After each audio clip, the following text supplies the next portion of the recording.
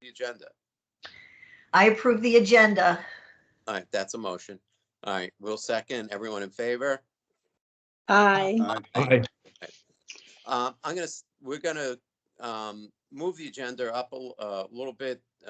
Let's review and approve the minutes unless there's some major issue with the minutes. That way we can get Brian on Project Search so that we can get him going. All right, can I have a motion to approve the minutes of the prior Motion. meeting? I move to approve it. All right, anyone second? I second. All right, all in favor? Aye. Aye. Here we go. Brian, are you still with us? Yes, I am. All right, you're up. Okay, fair enough. It's a small crowd, so normally I have like a bigger presentation. I could put something up just so I to refer to, but I could also kind of just treat this more of a discussion since there's not too many of us. Has anyone ever heard of Project Search before? Me. I got one. Okay, that's always a good thing. um, and I'll take a brief step back, first and foremost, and just introduce myself. My name is Brian Gresco. I'm with the DDS in the Employment Day Services Unit. Yes, we have an Employment Day Services Unit, so not everyone is always aware of that. So I always like to start off there and just let people know that we do have dedicated staff. That are here to be a resource for our DDS personnel, our provider agencies, our families, to help and assist with finding employment. And also, we also handle day services as well. But a big function of what we do is building out avenues for employment and supporting people to access those what they what they would view as their employment aspirations. So we're involved with all sorts of different initiatives. We've really become very much entrenched with like customized employment. We're involved with a lot of the traditional services that we offer at DDS, our individualized supported employment, our group supported employment. We've really been moving forward also with uh, bringing self-employment and micro businesses into the forefront in terms of viable options for our individuals. Some of the things that we're involved with too are kind of pre-employment, and that would include internships. And in that internship bucket, I should say, Project Search certainly fits because Project Search is an internship program that actually exists on the national level. Um, it's been around since 1996. It started at Cincinnati Children's Hospital. It was never, it wasn't initially ever thought to be something that would be replicated on the scale that it has been.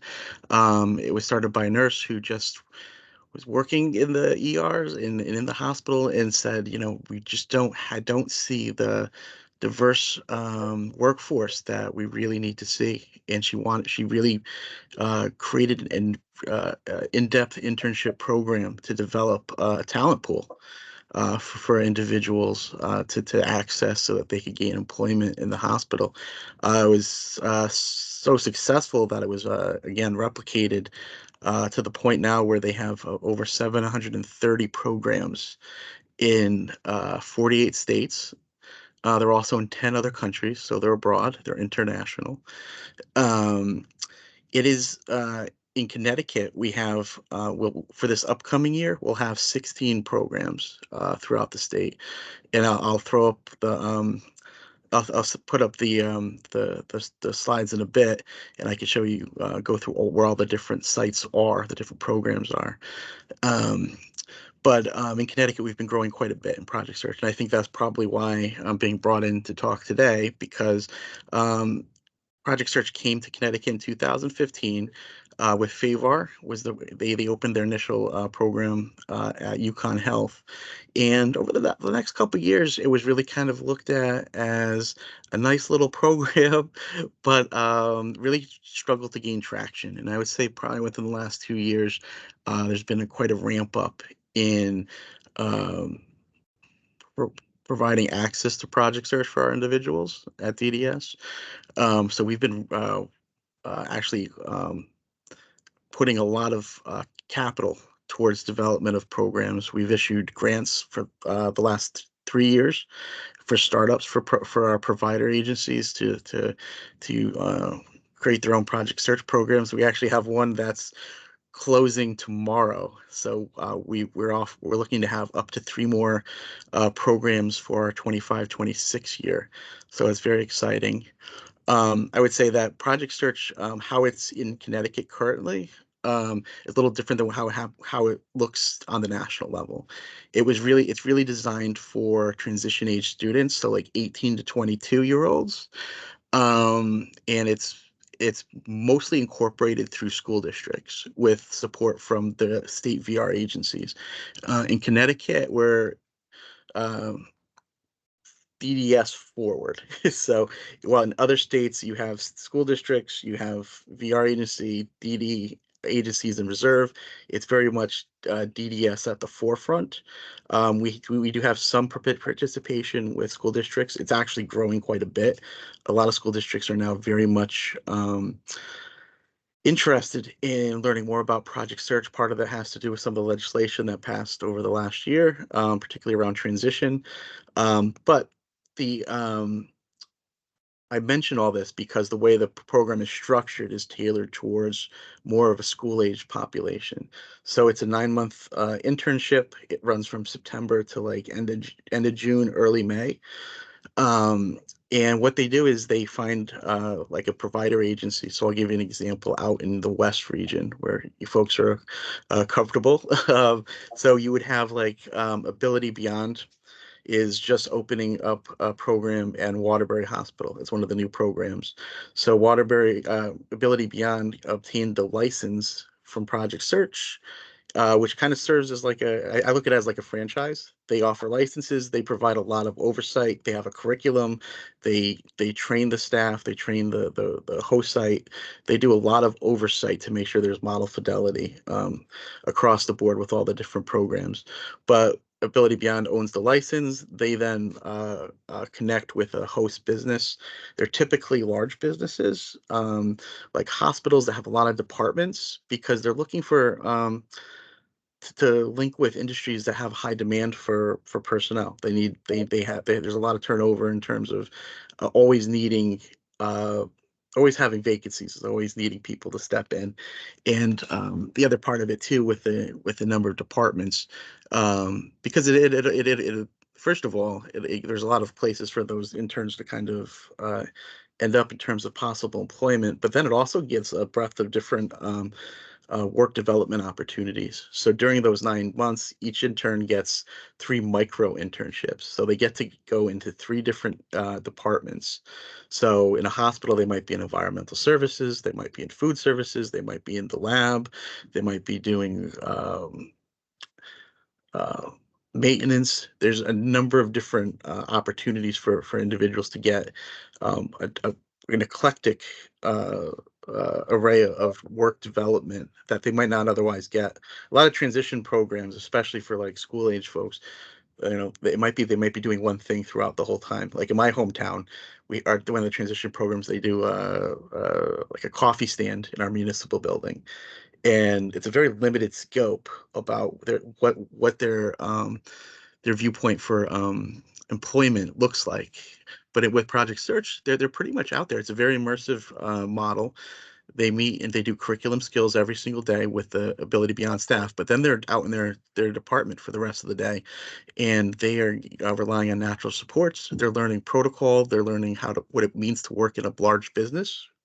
So there's a lot of soft skill development that is transferable, even if they don't find employment at the host business. If they don't find, a job at Waterbury Hospital upon graduation, they've accrued enough transferable hard skills in terms of like actual work skill development, but then soft skills as well, that they should be able to find other employment elsewhere.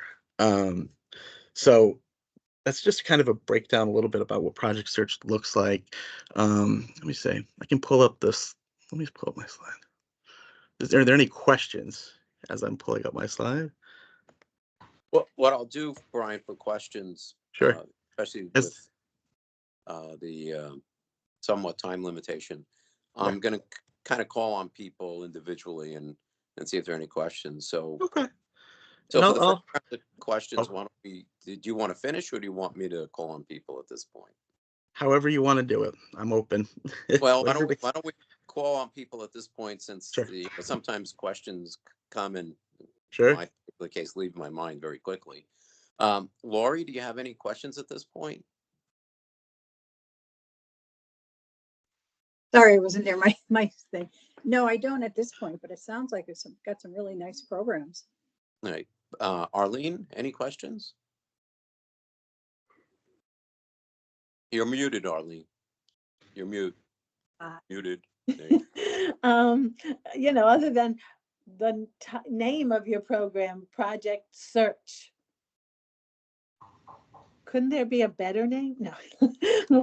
It's so general, that's all, and so it's really funny because I've brought that up with the national folks, and it's interesting because search is all capitalized, and I said, "What does it mean?" yeah. And it doesn't mean anything. They just capitalized it. I thought it was like an acronym. I'll be honest with you. I was interested to know. So I'll bring it up that's resurfaced again. Maybe they can change the name.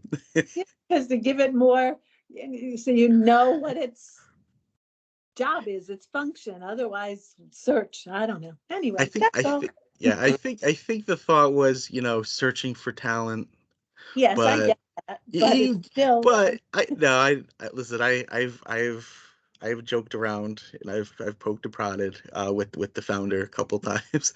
But it's good. That's good fodder for me. I can go back now. Good. I'm Circle glad. back. Gil, any questions? No, I don't have any. Karen? 2. So is it only up to 22? No. So the way, like I said, how it was initially intended was for 18 to 22-year-olds, but it can go up. There's no hard standard in terms of age, and particularly because it's primarily backed by DDS in Connecticut. We serve an adult population, so all our Right. folks are 22 and older. So, there are folks. I was talking to one program; they will take up to age 35 if the candidate's appropriate. But I would say, as a general rule, as far as DDS is concerned, 22 to 30 is probably a good time to get involved with Project Search. They like that. That's just kind of how it's designed. But there's no hard set rule. So if you have somebody who might be a little bit older and wants to learn more about the program, I'd be more inclined to send them along and have them look into it than to kind of shut them down and say, the time's passed. So if you do find people that are interested, and I would be inclined to have them at least inquire about it. And then the next one is, are they allowed to have an aide, or are these people that could work independently? This has come up and we've had it, I'll put it this way. It is designed for folks who can function more independently. So in terms of, the DDS world, it probably profiles a little bit more towards your round 1, 2, 3s, as opposed to being a little bit more difficult for your higher lawn folks. We had a gentleman who had some requirements in terms of medication and those kinds of things, and they were able to work around it. We actually had to get our DDS nursing unit involved to kind of figure things out so it made sense for that individual. It is more for folks who have a little bit more can have a little bit more I'm an independence. education advocate, and I'm dealing with a lot of transition programs now. Yes. This sounds. Who's talking? I think, Karen, did you get frozen? Yes. Yeah. Yeah, I think she's frozen. Okay. Yeah. I mean, I could probably. I mean, when she comes back on. So that's what I was asking. Is okay. very close to the transition programs that's the school implementing. They're so much better than they used to be. You used to have a room and everybody had out doing on-site, including college campuses. So how would this differ? Yeah, that's a good question. And the answer that I have, and it's interesting because there has been such a focus on transition and really developing meaningful and robust transition programs, that, you know, it's nice to see that become part of the attention. I'd say what becomes problematic for school districts is, you're taking on all the if with your independent transition programs, the city itself, the Board of Education, is responsible for making sure that, you know, they're up to date with best practices, all those kinds of things that come into play.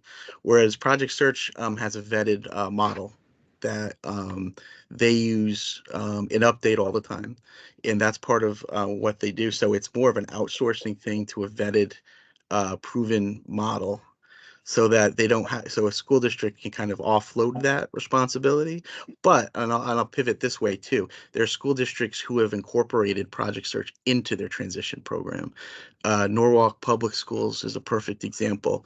They have a full transition program that, and they just happen to offer Project Search as one more tool in their toolkit.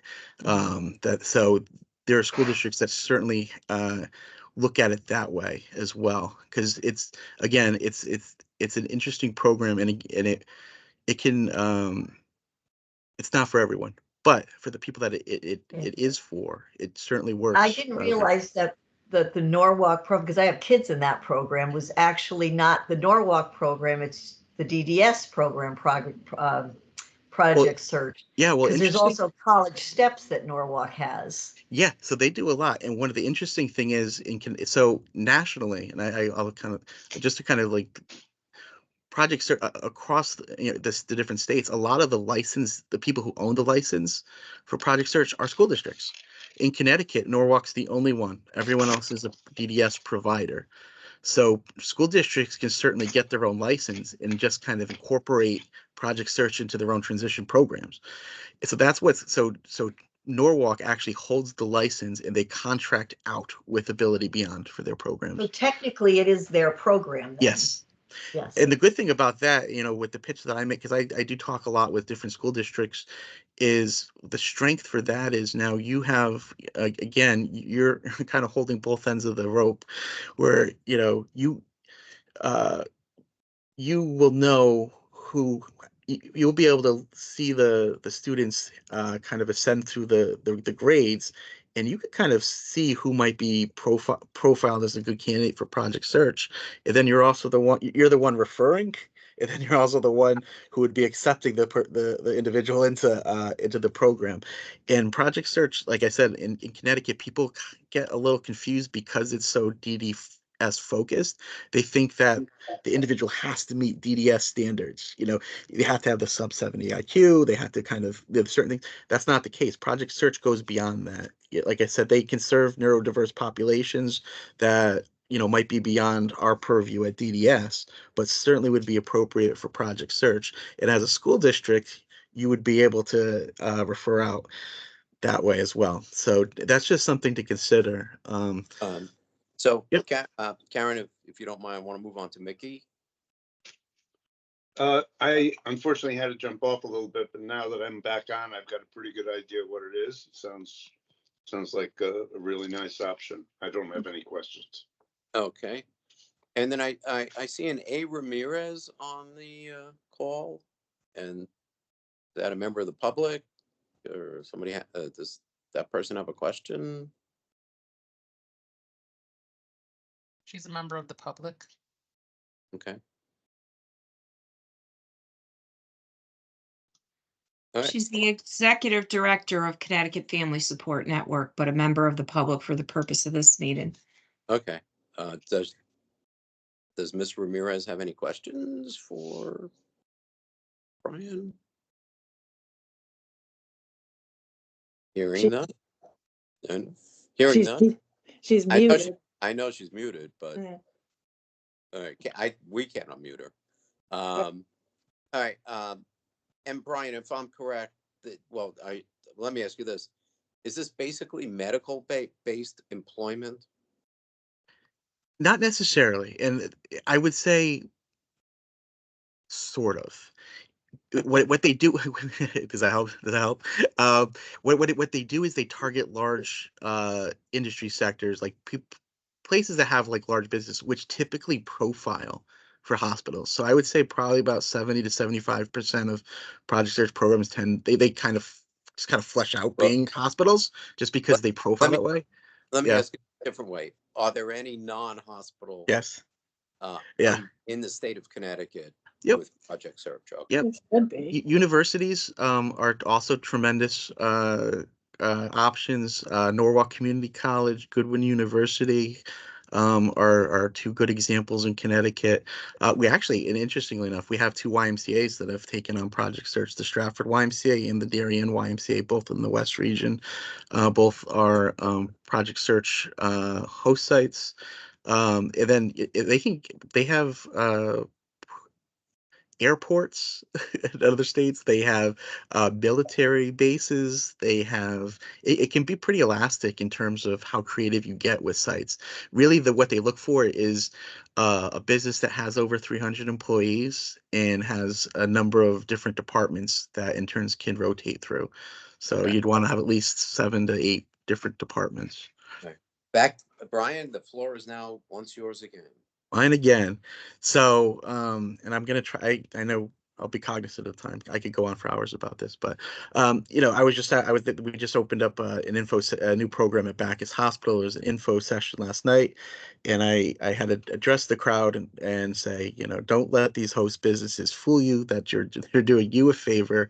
You are the talent that they need, and this is this is very much a business proposition as much as anything, because they are basically setting themselves up to have a talent pool interjected into their workforce every year that they can pull from.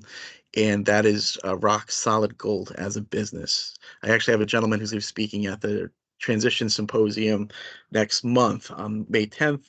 He's with Middlesex Hospital, and he is emphatic about how pleased he is with the interns that have come through. They hired 8 out of the interns last year. They have 2 full-time employees.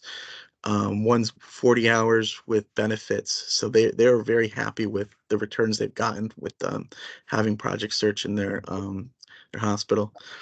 So I basically touched on this before, the annual Project Search calendar. Everyone can see the what I'm sharing, right?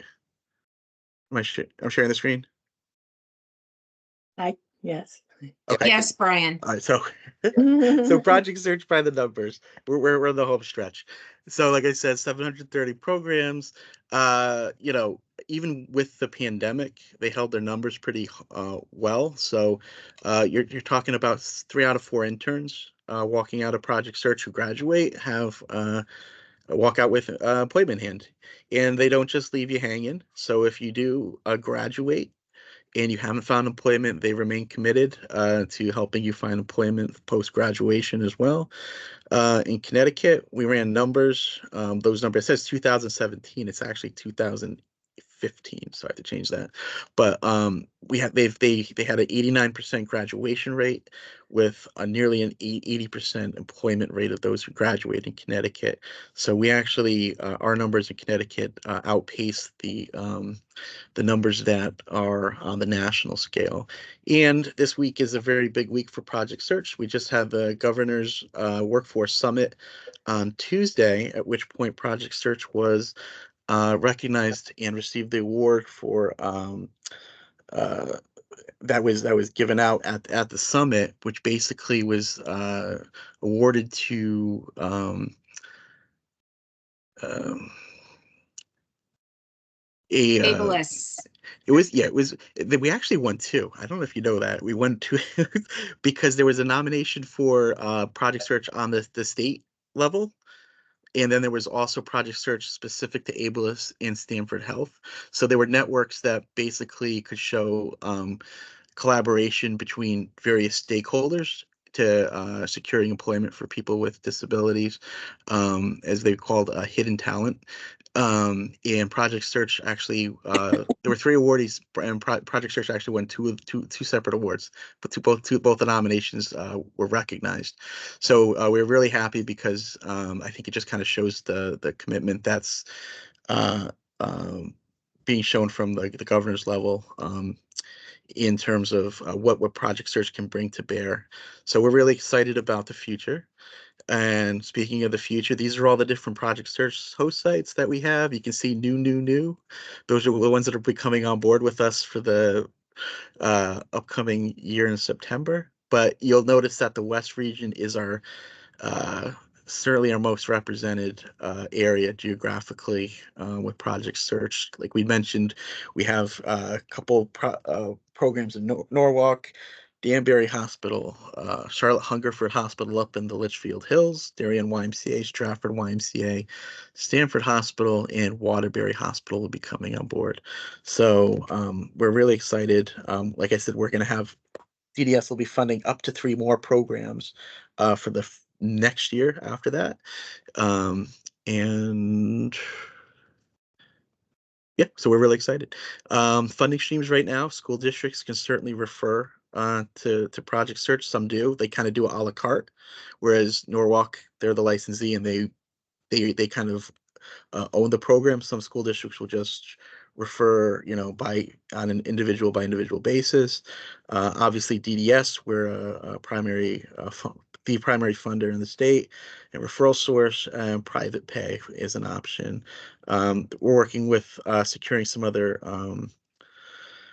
potential streams for referrals as well, working with other state agencies to make sure that people have access to Project Search. And those are the 3 new ones. And if you have any questions, you feel free to ask me questions now. But if you it's tomorrow, next week, a month from now, and you have a question, this is how to get in touch with us. There's 2 different emails. There's our generic Employment Day Services email. There's me specifically. You could also visit us on the World Wide Web, DDS, or the DDS web page. We have an Employment Day Services section, and Project Search has its own page with a lot of really good information about Project Search in general, but then also specific to Connecticut. All right, so what I'm going to do is I'm going to go back through my little Sure. board down here. And Mickey, you're all the way on my left. I'm going to go left to right. Mickey, any questions? No, I'm all set. Thank you. Good Lori, any presentation. questions? Lori, any No, questions? no questions. All right. Arlene, any questions? I'm just curious, in the school district, for instance, who refers an individual to Project Search? How does that process work? Through the PPT process. I mean, that's a decision, for the PPT team, in conjunction with, all the different folks. But yeah, that would be a team decision. And then it would just be in terms of any other replacement that they would think of. And I'll just mention this as well, that State Ed does have Project Search programs listed as transitional vocational, approved transitional vocational programs. So if you go on the State Ed site, you will find the Project Search programs there. So that does kind of help with the referral process. So if you have a school district that might be hesitant or not know a lot about it, they can certainly find information there.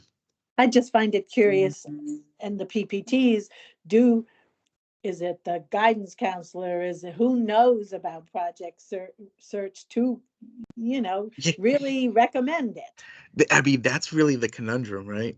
And that's I get on. That's why, but honestly, that's why I sit in these meetings. I have conversations with you all.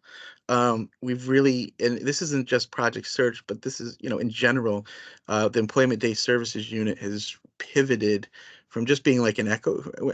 Sometimes we become a little bit of an echo chamber. We're having the same conversations with the same people, but we're trying to really access parent advocacy groups, things like that, because you don't know what you don't know. And sometimes school districts, they don't know. But And- if a parent can come in armed with information about their different options, and a lot of times that's where they get their information from, other parents, advocacy groups, right? We've pivoted hard the last like 12 months to make sure that we're trying to get the information out in different ways. And if you have any ideas about where we can have conversations or thoughts, I have no hubris, and I'm pretty shameless, so I will get in front of anyone and talk.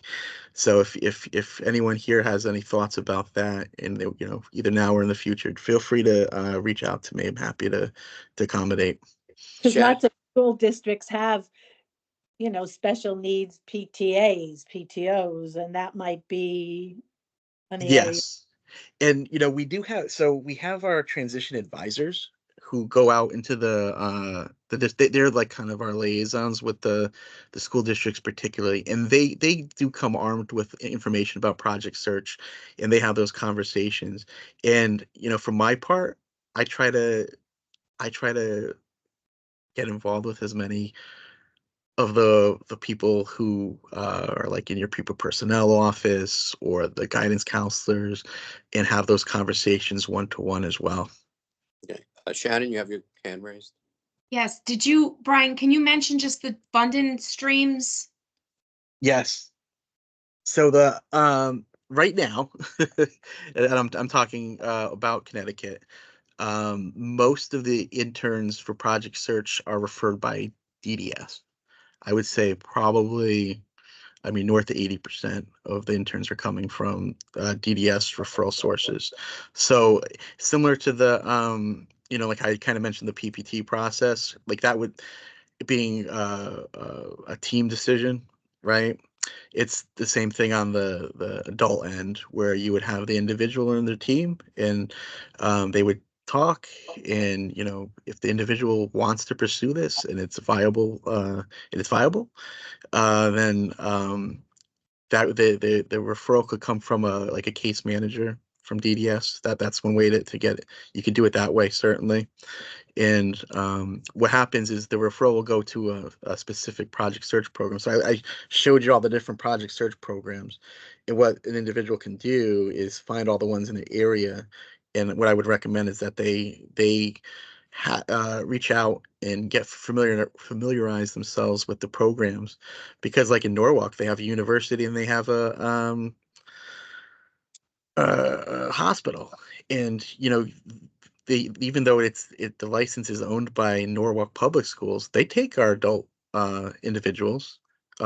They do take our adult individuals. So somebody might say, "Oh, I'd rather work in a hospital than a university." So they might want to go out and look at that one first, and they can start that conversation early. But then what they do is they do have they make a referral, and then what they'll have is they'll have like a usually end of June and beginning of June, end of May, early June. They'll have a kind of like a skills assessment day, and they'll bring all the prospective interns in, and they'll get to meet them, and they'll do some light skills. It's not a very intensive interview process, but they'll kind of get a sense for who would be a good candidate, and those that are selected would then roll into the program. Gil, did you have any questions? Nope, I'm all set. Thanks. Karen, any follow-up questions? Well, I think it's like with Arlene, because I've been an advocate for 25 years, and I'm doing transitions, and I've never had anybody mention Project Search as part of a transition program, except Norwalk. And like I said, Norwalk never mentioned that it was DDS affiliated or whatever. It was their program of Project Search. So it's confusing. And then I saw on your list you had Stratford, and then under Stratford it was the Kennedy Center. So I'm sure that most parents in Stratford don't have any idea that that's DDS as well. They don't link the two. So, and I think that's your problem, is that Project Search, the name isn't out there. It just, nobody knows about this. yeah. So what we've been doing is, so like I'll give it, Stratford YMCA is a perfect example. So we have somebody from the Stratford Board of Ed who sits on the steering committee. So I mean, obviously purposely, because we want to interject Project Search into the vernacular of the school districts that where they are. And it's been a bit of a mess. It's been a bit of a messaging blitz that we've been trying to get the word out. So and we're having conversations with folks at the state ed level about coordinating that messaging so that it's getting out a little bit more effectively with the school districts. So those are conversations that we're having. But Brian, question, so I'm taking it that Project Surge gets paid money. yes, Like, for example, Norwalk owns a license, right? The Beyond Ability or whoever owns a license. So there's an exchange of money in order to own the license. So DDS right now, if you're a client of DDS, you have the ability, or I assume if you pass all the internship things, et cetera, along 1, 2, 3, DDS is paying Project Search. yes. On the other hand, if you're not a client of DDS, then let's assume you're in the DSS system. Let's assume your autism, you're in DSS, your IQ is above 70. Then in that particular case, either you pay privately, right? Or I don't think Medicaid is covering it. As the school district covering costs other than Norwalk, which owns the license? So What happens yeah, there? yeah, these are good questions. Glad you're asking these. You're actually really good. These are really good questions. So yes, it one of the thing. Well, we've been working very hard to make sure that we're expanding access to Project Search because, like as I mentioned, in Connecticut, we've kind of grown accustomed to like a quadrant or like a section of the folks that could benefit from Project Search have access to it, which is our adult DDS community. Um, and that's taken care of. But there's also folks that are adults that, like I said, there might be somebody who has autism, maybe they have an 80 IQ. They're kind of beyond our purview. We're not able to help them access Project Search. So, we're working to get other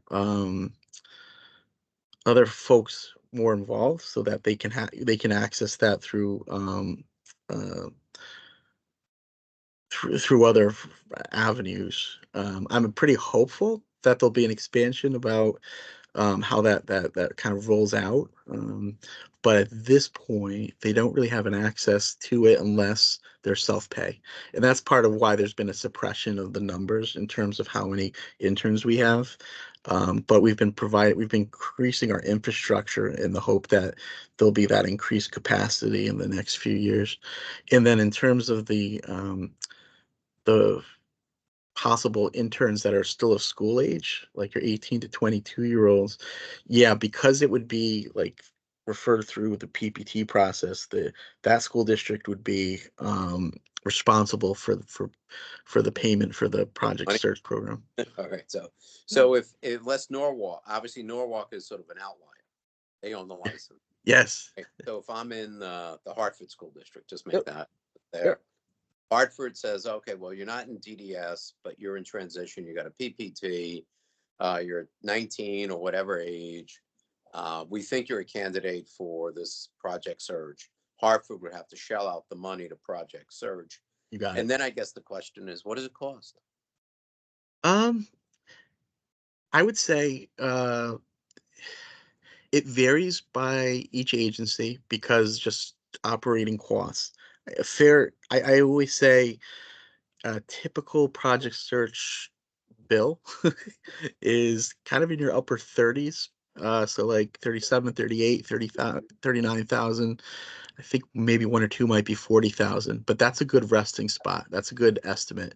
Your upper 30,000s for the 9-month program, which sounds like a lot.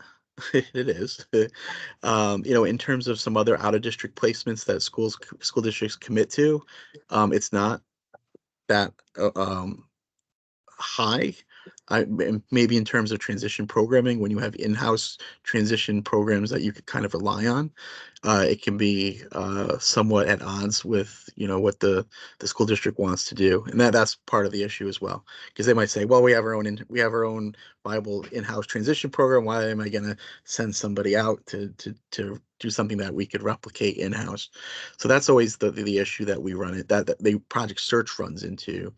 And then there's always the counter argument of it might just be a better fit for an individual because it's not one size fit all when it comes to education. And then just one last question for you. In Sure. terms of, let's assume a person is a candidate, they complete the internship program, they're going to make money, you know, they're getting paid for their work, right? Does anybody do an analysis to whether or not there's any impact on their government benefits? I wouldn't say necessarily. I don't projects. I've had this conversation with the Project Search National team. They keep pretty good numbers. In terms of their like how it affects their benefits, that would be an area that I would rely more on our internal auditing at on the DDS side. So that would be something that we would be able to, you know, I would look more for like our internal auditing processes more so than Project Search. But that would just be, we would only be able to access that information from folks that are in our system. Okay. All right. And can I just ask one more thing? Sure. How do you differ from BRS? Because that's the agency that we hear at PPTs. BRS is going to, you know, handle your job coaching. They're going to be the people with you. That's who you contact. Yeah. And BRS, well, the thing with BRS is, so the thing with DDS is, you know, in terms of employment services, we don't really get involved until adult age, when age 22. Whereas the VR agencies, the BRS, they have access to getting more involved at an earlier intervention. So that's why you hear more about their availability, because they're able to access folks at a much younger age and be a support for them. And like as I had mentioned in other states, typically across the board, when we talk about Project Search, the VR agencies are pretty involved. So you in have Connecticut- nothing to do with BRS. No, I don't have anything. Well, no, no. All right, DDS, just want to make sure I can yes, get my and columns straight. Okay. I know. It is Okay. very confusing. I get confused sometimes, but yeah, we're separate agency. We're an adult agency. And you work for DDS, correct, Brian? Yes, and the employment day services. So you're sort of like the liaison for that, like between Project Search. You're not an employee of Project Search. No, I exactly how you described is exactly right. They what they do is they have people in state that are service statewide coordinators, which is kind of one of the hats I wear. I do a bunch of other stuff, but in terms of Project Search, I'm the fellow in Connecticut that they can talk to when they need to.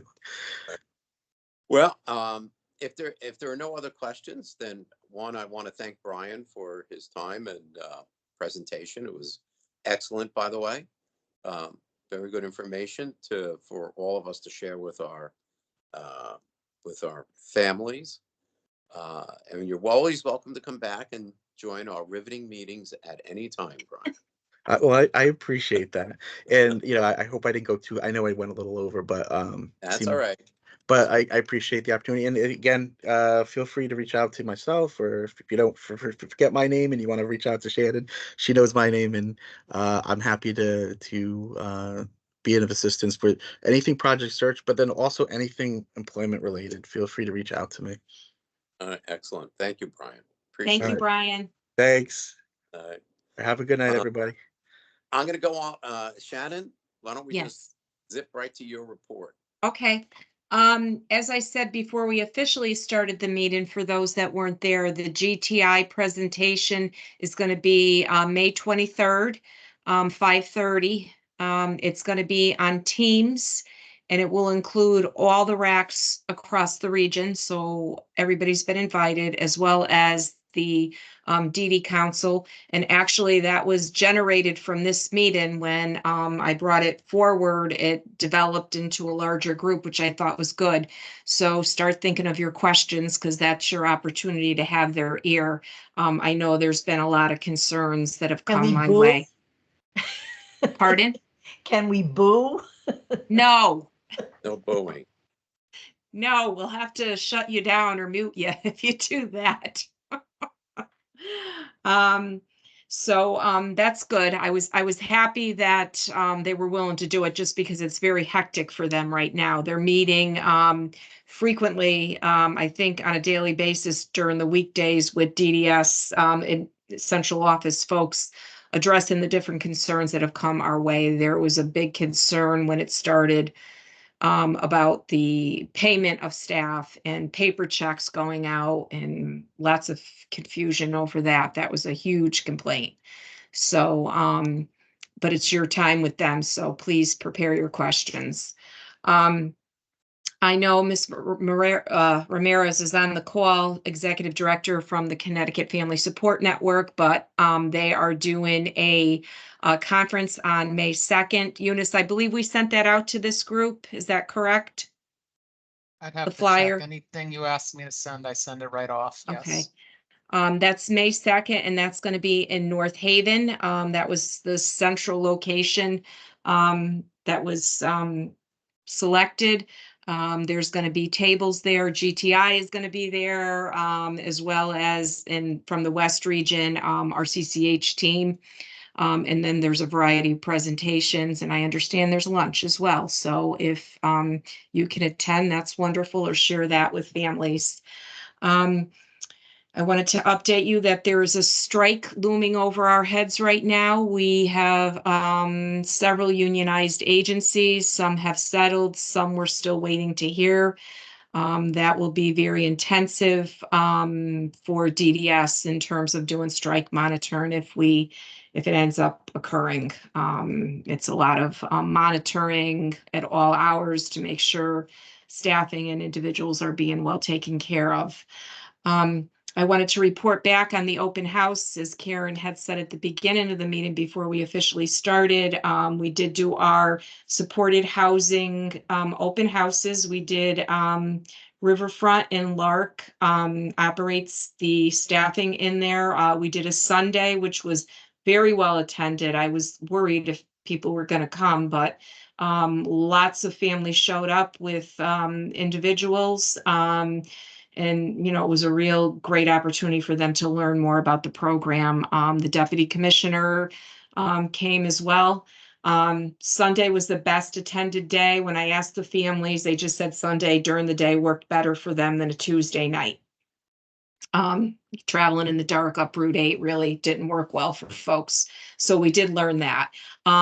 In addition, some questions came up about the other supported housing in other regions where one family lived in Trumbull. So Orange made more sense for them. That's the South region. So I talked to our deputy commissioner, our housing director, about having a list to share with all those families that are on the border that this may be an opportunity for. Some folks, it may not be a good match. We were fortunate that we had DDS resource managers there that were able to talk about other services that DDS offers from a residential perspective. So I was pleased with that. We had a big diversity, equity, and inclusion event for individuals and families. The end of March, losing track of my months here, very well attended. We had a guest speaker come from New Haven that runs the disability office down there, and she spoke about supported decision making. So that was really interesting because everybody automatically defers to guardian once you turn 18, and that may not necessarily be for everybody. So I think that was a real learning experience for some of the folks that attended and the DDS staff. I think that is just about it right now. We are continuing Karen's favorite topic to deal with our staffing crisis. We are struggling.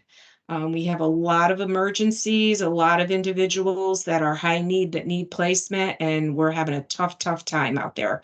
Some agencies report that it's better, but most are still struggling, especially once you say 1-to-1, 2-to-1. We have our workforce person that is attempting to address some of the issues, but it's a challenge.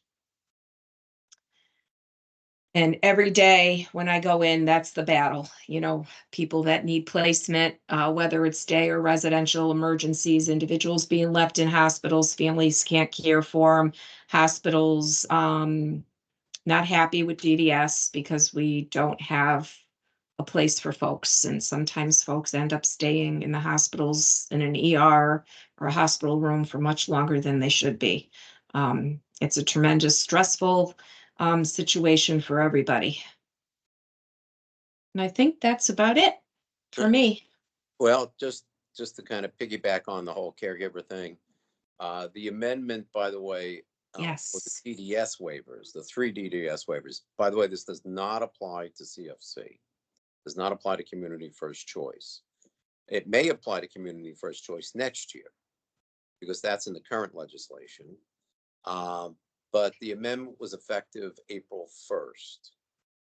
And just looking at the amendment now, to amend the DDS waivers to authorize compensation for family caregivers and legal guardians providing personal care assistance services offered through such waivers. And the amendment for this waiver will extend compensation to parents with school-age children. So that is a big move. And legal guardians under certain criteria. So the waiver is all of 297 pages. It's riveting reading, but it's basically the amendment. You don't have to read all 297 pages. And I want to say the case managers are talking to people about maybe implementing as of May 1. Am I right, Shannon? Or Yes, that is correct. I was going to pipe in on that. Yes. We actually, Krista, our Medicaid manager, did meet with us this morning. They're training case managers, and it's going to start May 1st. So it was stressed that, it had the agreement, the training and all the steps need to be consistently implemented. So that's going to be exciting. I think hopefully it will help with some of our challenging situations. But yeah, it's going to happen, Charles. all right. So So Charles, when is it going to be for our kids over 30? what do you mean, it's for anyone who receives DDS? I thought you said school-aged kids. Well, there's Oh. 2 things. One is school-age children, parents of school-age children. Right? Yeah. Then if you're a legal guardian, but if you're the parent of an adult child, you can get paid regardless of. If you're not the guardian. If you're not the legal guardian. Right, I know that. You can get paid now. Right, but wasn't that the whole bugaboo about what parents were complaining about, because during COVID they waived that, and then we liked that because then you could quit your job, you could reduce your hours, you could do something to have services for your kid. Well, just remember, up until this legislation about under the age of 18, there were codified within federal regulations that, if you're a parent, you're supposed to take care of your kids. Yes. Right? So you're legally responsible. But there's this kind of, with the Medicaid waivers, there's this kind of little loophole. And so the state had to go to CMS to have them amend the waiver in order to provide legally responsible parents. So that means legally under the age of 18. After 18, as Shannon knows, you could drop your kid off at the ER room and say goodbye, good luck. I'm done. Right. So then it just impacted legal guardians. But if you're over the age of, if the child's over the age of 18 and a client of DDS, the parent over the age of 18 who's not a legal guardian could always get paid. Didn't matter.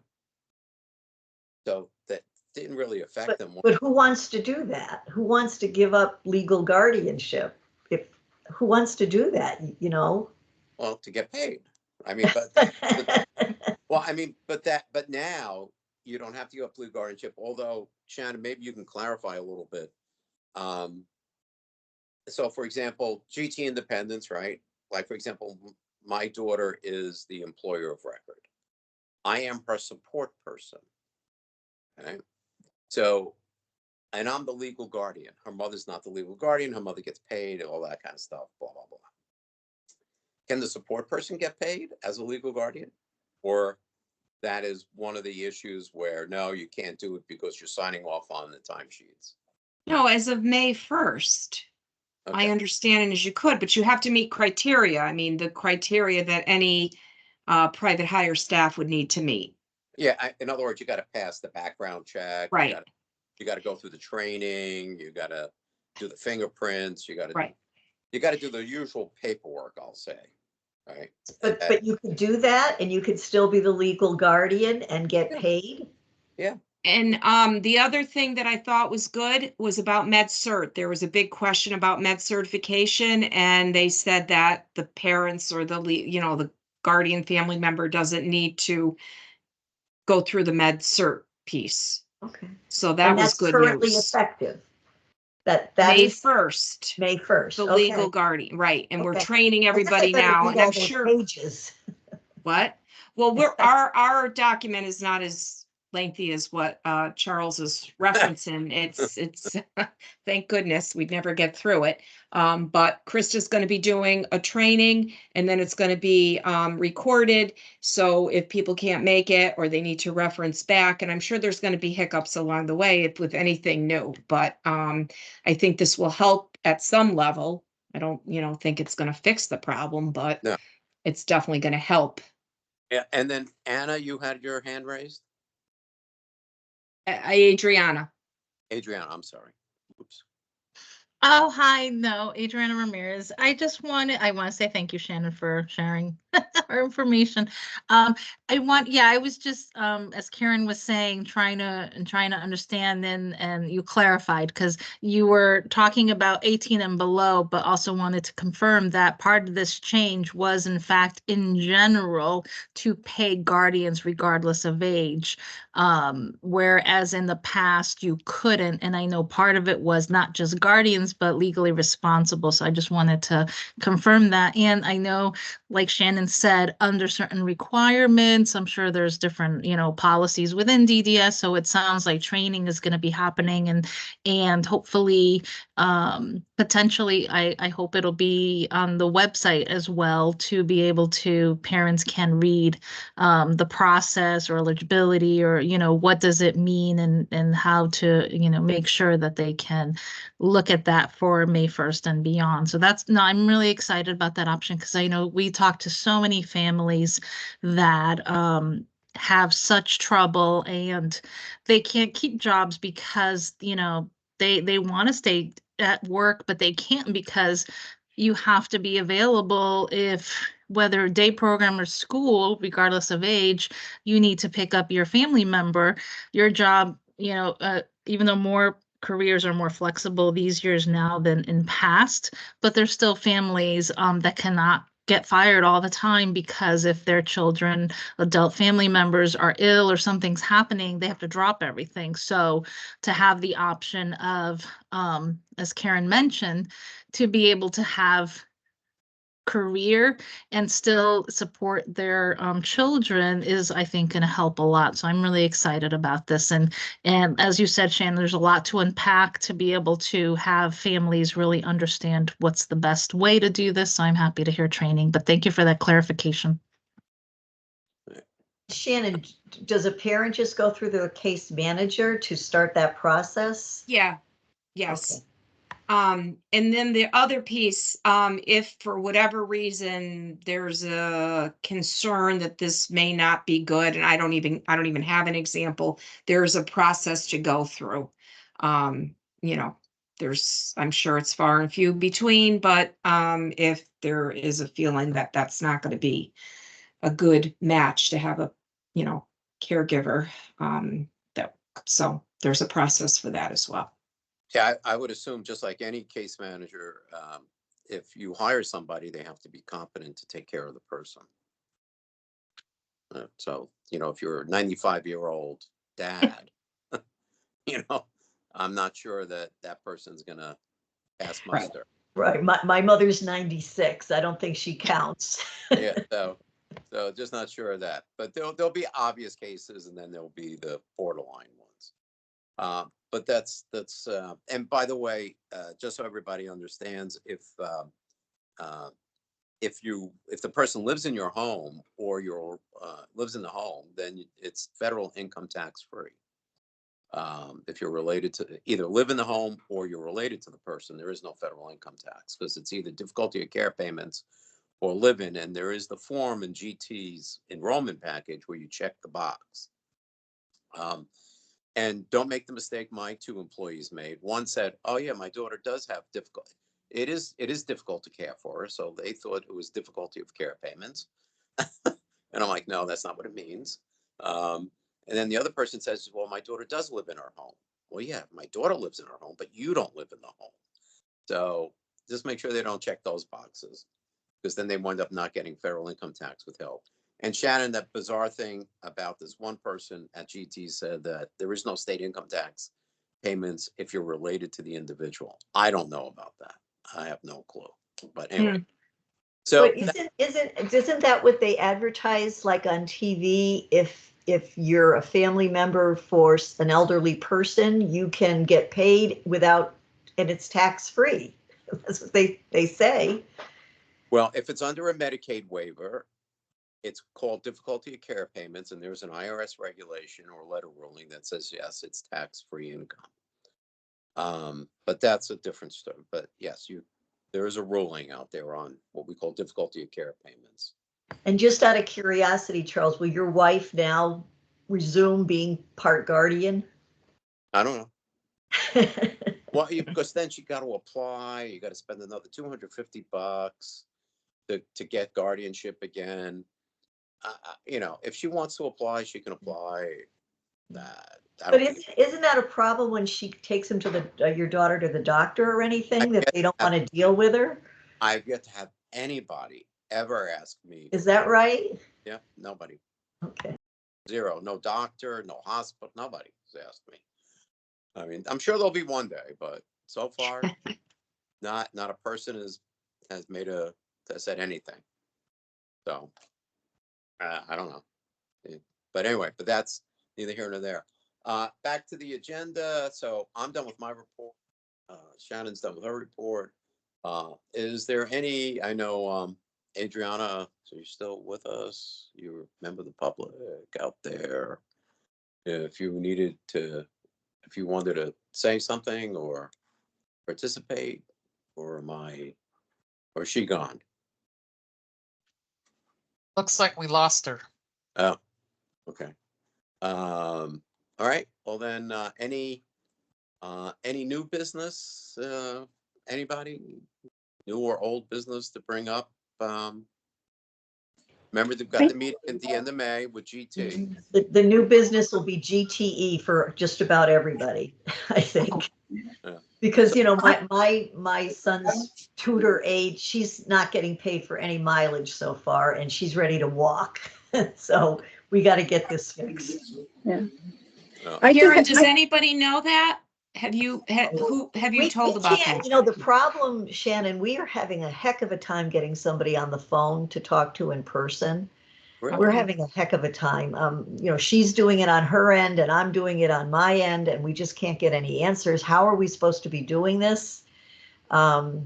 So, I mean, we're not going to give up. We're just going to keep going, trying to get answers. But I know that on the community family page, Facebook page, there's so many questions about GTE on there.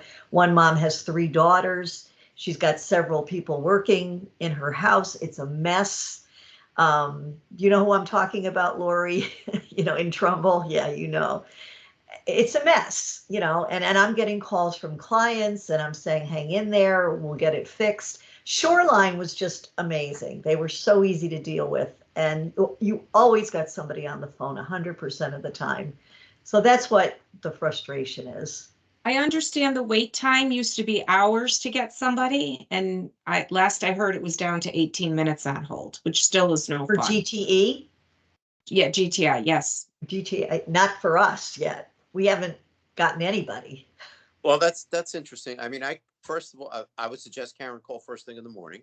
I've never not gotten anyone, by the way. And I've always gotten somebody within a couple of minutes minimum. Different people. I've gotten emails from people at GT to send me forms. I've emailed them back.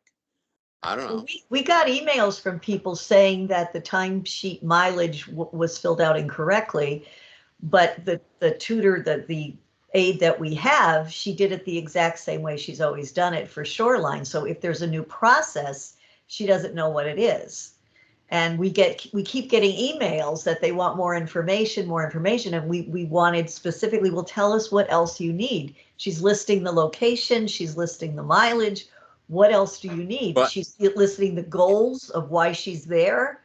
What Yeah. else do you need? I can't speak to that, but what I can speak to is my experience with GT in terms of customer service anyway, is I've always gotten through to them and I've always spoken to somebody. Well, they must know you're a big shot, Charles, because they're not calling me back, you know. Yeah, I'm some big shot. But call first thing in the morning. That's what I have found. If you call later in the day, it's no good. But 9 a.m. or 8:30, whatever, boom, it seems to go right through. That's just me. I don't know. Maybe just lucky. Anyway, so with that, I know Shannon's has to pop off, and I don't think there's anything new or old. And we'll just tee up the questions for GT. Karen will be all excited to see guns blazing at the meeting. So with that, But in a I will nice make way. a motion to adjourn the meeting. Anyone second? Second. Second. All in favor? Aye. Aye. Shannon, we got you out in time. Thank you so much. All right. Take care, everyone. Okay, bye-bye.